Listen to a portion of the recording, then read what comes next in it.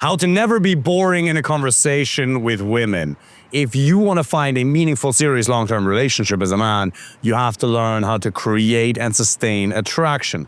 One of the reasons, and we're going to cover a couple of here today, one of the reasons you're perceived as boring by the right women is because you take yourself too serious. If you're doing well in your career or your business, then you've learned to take yourself serious, which is amazing, which is a prerequisite for any sort of success. You've learned to ascribe value to your words and to your actions, and you've understood that life must be taken serious because, as Jordan Peterson says, either everything matters or nothing matters.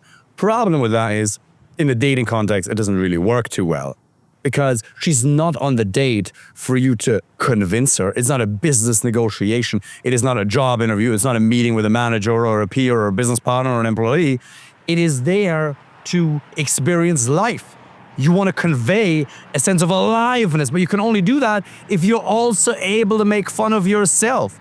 There's moments where you have to take yourself serious in a dating context where she might cross one of your boundaries, or she genuinely becomes disrespectful, or when there's an apparent lack of compatibility between your values. Fine, fair enough. But if she's just teasing you and you're overly stiff, she'll feel that. Remember, there's mirror neurons. If there's any sense of rapport between the two of you, there's a high likelihood that she will feel similar emotions to the ones you feel. And if you come in there stiff, trying to control, then it'll be difficult for her to relax into her feminine.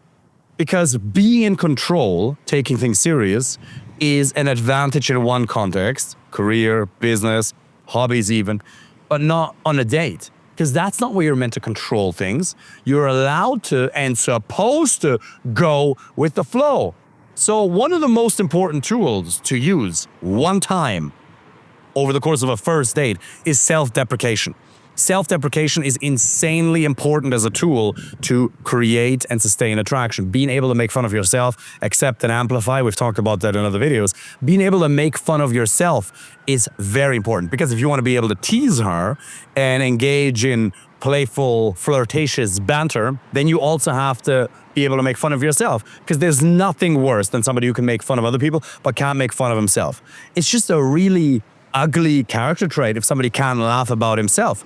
So just go into the date knowing that I'm not here to take myself too serious. I'm here to enjoy the time.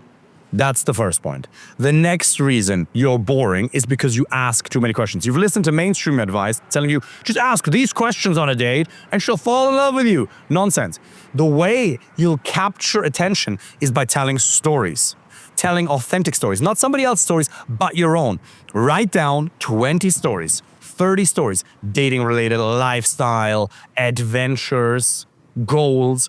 Write down stories from your life and convey them on the date. Part of the reason you're nervous on the date is because you don't know how to create confidence within yourself yet. And yes, you have a blind spot or multiple one of those in your communication with women, but you're also simply underprepared. If you were to just prepare and write down stories beforehand, you'd know when to talk about what. And here is another key point.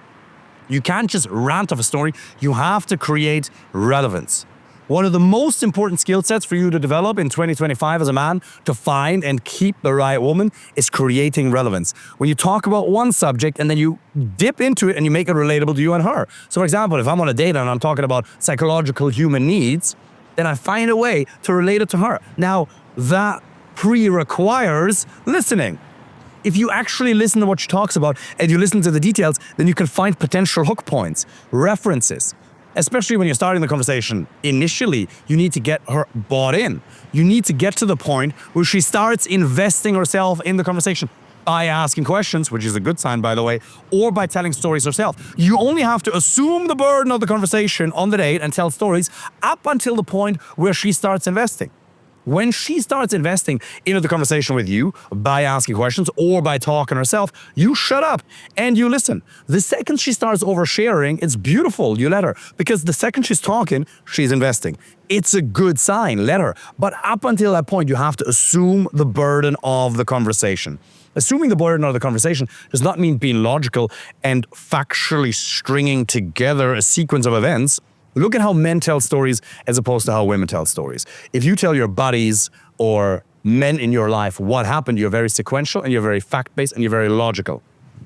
When women tell stories, I went to the supermarket with Mary and oh my God, would you believe it? I was gonna buy Brazilian coffee, but then she wanted Puerto Rican coffee, which made me feel not really understood, because I told her it was supposed to be a Brazilian party, so I don't know if Puerto Rican coffee is actually really appropriate. And then I was gonna go to the gym, and then there was this dude and he didn't wipe the king off, he didn't wipe it, and I was like kind of like disgusted. And then I was thinking, should I even go back to this gym? Maybe think, is my nutrition even on point? And like with all the hate on the internet, do I even want to post Instagram story? Why am I even going to the gym for, right? Maybe ice cream. Maybe you should just have a little bit of ice. Jesus, what is going on here? Now, I'm not saying every woman tells a story like that. This was just a made-up example. It is much more feelings-based. They go with their intuition, which is very strange for you as a man, because you have such a professional way of communicating, which is amazing, and it served you well, again, in certain areas. But what is a competence in one context is a weakness in another. Allow yourself to talk a little bit more like a woman on a date, and you'll be more successful. You go from one subject to the next to the next. And the magic word is anyway. So you can talk about cameras and lenses and the light that we bought, and then say, anyway, speaking of light, a lack of light is what we have in Ireland. I was in Miami, much warmer, much beautiful. Speaking of Miami, I walked out of Whole Foods. There was a lady sitting on the motorbike with a big OnlyFans sign in front of her motorbike, recruiting people. Anyway, speaking of moderated content on the internet, Mark Zuckerberg made a video yesterday talking about how they want to reduce censorship on Facebook. You see what I'm saying? This is the gold mouthpiece that you want to be able to develop. That's something we help our clients with on a day-to-day basis. Apply for a free call if you want us to help you with that personally. But it is something you can practice on a day-to-day basis. Record yourself for 10 minutes, talking into a camera or talking onto your phone, and you do this free association exercise. You go from one subject to the next, and you will never run out of things to say ever again. And then you won't have these awkward silences. Awkwardness doesn't exist, as we've talked about many times before. But you can just keep talking and talking and talking. If you allow yourself to go with the first gut instinct of what came up, and you don't even have to know where the sentence is gonna end by the time you start it. You can start the sentence and then just trust your gut and your brain to come up with some way to logically connect it. And thereby you can become captivating. And then you create a man-to-woman connection. And then, if she then makes fun of you, and you can make fun of yourself, not too much, because too much self-deprecation makes you come across as insecure, but if you use it a little bit, then you come across as a really nice, easygoing, and chill dude who's able to just keep talking forever. And again, relevance is the most important thing. Creating relevance in a sense of understanding what's important to her, what a subject she can relate to. Where is she from? Does she work in finance? Oh, I work in finance. Okay, so you're like the female version of a finance bro, haha, right? Please, just avoid these boring beta-type conversations. And I don't like this word alpha, beta, but avoid these beta cuck conversations of, so what do you do for work? Oh, really, the snacks have gotten expensive in the supermarket these days, right? Can you believe that Butler's doesn't have dairy-free hot chocolate? Oh my God, right? Like what? It's so boring, and you wonder why women lose interest in you? You're boring in your communication, not you as a man, it's just your communication skills. If you learn to make it more fun and playful, you will become a much more desirable communicator. A very practical piece of advice for you is watch 2 to 3 hours of stand-up comedy every single week, because you don't even know how boring you are. Watch Kill Tony on YouTube. Tony Hinchcliffe, where bad comedians are being roasted and the good ones are celebrated, because that show, and it's not about being funny, you don't have to be super funny, but it makes you funnier, it makes you more fun, it makes you more lighthearted, and it shows you the immediate comparison of what's bad and what's good.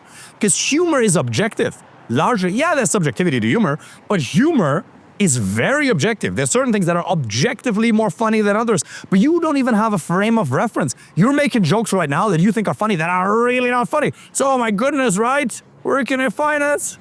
Whoa. How's law school going? Yeah, a lot of studying these days. My goodness, the weather in Ireland. You're talking about the weather and you're wondering why she ends up with a cocaine-addicted bartender with neck tattoos? You're not creating enough emotions within her. You're not creating relevance. Once you create relevance within her, she'll be totally excited. She'll be hooked and she'll start investing in you. And you're not lacking anything in terms of who you are. It's not about the value of your soul, as Tony Robbins says, but it's about your value in the marketplace. And that's determined by your communication skills largely. If you want me to help you with that personally, click the link below, apply for a free initial consultation call. Stop taking yourself so serious, become great at storytelling, and you'll be able to find a truly beautiful wife. Talk soon.